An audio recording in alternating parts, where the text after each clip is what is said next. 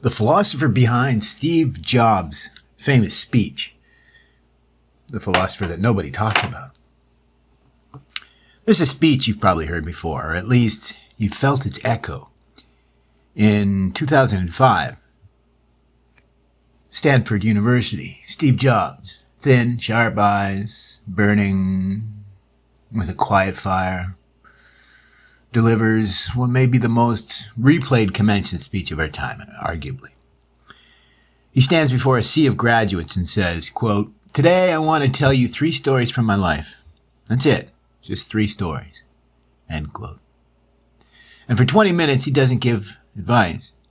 He doesn't talk about money or ambition. He tells stories about uncertainty, failure, and death. And somehow it changes people's lives. And here's the strange part.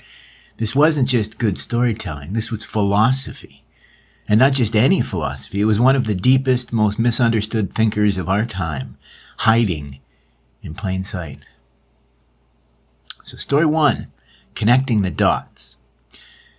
Jobs tells us about dropping out of college, sleeping on friends' floors, taking a calligraphy class that made no sense at the time and ended up shaping the future of personal accounting. It made no sense to his future, but he loved the aesthetics, so it did make sense at the time. Don't misunderstand. He didn't see the connection. Quote, "You can't connect the dots looking forward," end quote, he says. Quote, "You can only connect them looking backwards," end quote. That's not just faith. That's letting go. That's Stoicism echoing Epictetus. Quote, "Don't seek to have events happen as you wish, but wish for them as they happen, and your life will go smoothly," end quote. The way I simplify that is, if you don't have what you want what you have. But it's also something older, something deeper. It's a whisper of the eternal. Story 2, love and loss. Then comes the gut punch.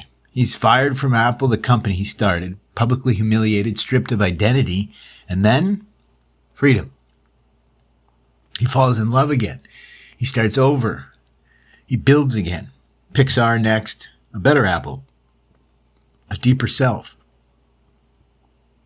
He says, quote, "The heaviness of being successful was replaced by the lightness of being a beginner again," end quote. That's not just resilience. That's Amor Fati, the love of fate. To say yes to the pain that made you. It sounds stoic, it sounds Buddhist, but it's more than that. It's the heart of a man named Friedrich Nietzsche. Story 3, death. Finally, Job speaks of cancer, of walking each day asking, quote, "If today were the last day of my life, would I want to do what I'm about to do today?" End quote. It's stark, it's quiet, it's beautiful, it's Memento Mori. Remember death. But he's not saying this to be morbid. He's saying it to wake you up. Death isn't the enemy. Forgetting to live is. And if you listen carefully, you can hear Nietzsche again whispering, quote, "Live as though you'd have to live this exact life over and over again for all eternity," end quote. Now, you might think we've been talking about Stoicism or Buddhism or Vedanta or minimalism or some TED Talk magic. But we've been speaking the language of a man most people misunderstood. A man they called a madman, a nihilist, a prophet with a broken heart. Friedrich Nietzsche.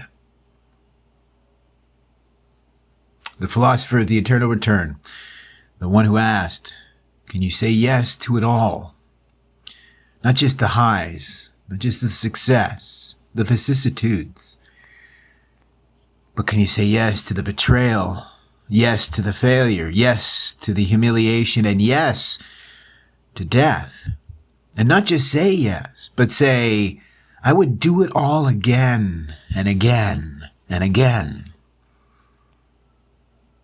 Steve Jobs gave us